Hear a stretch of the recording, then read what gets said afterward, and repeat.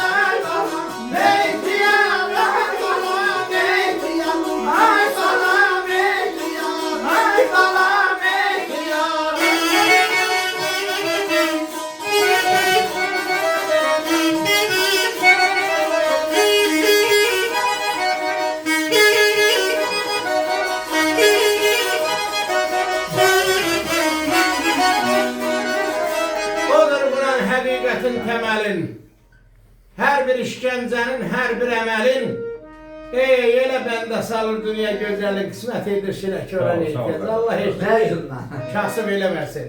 Daha nətəri dedi qulağa. İhtiyacımız diye işmeye var, böyle aşırı olsun ihtiyacımız.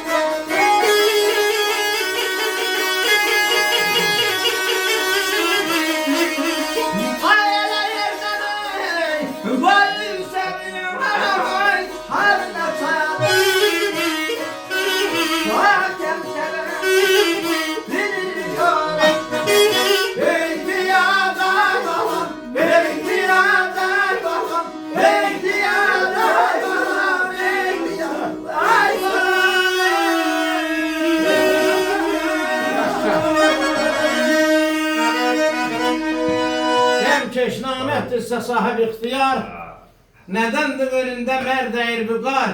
Elə yerdə qoyar insanın açarsan, kəddələstərə görən ehtiyat. Var ol, var ol. Az Zakir, aparar insanı, görən ehtiyat. Sağ ol. Yaşa, var.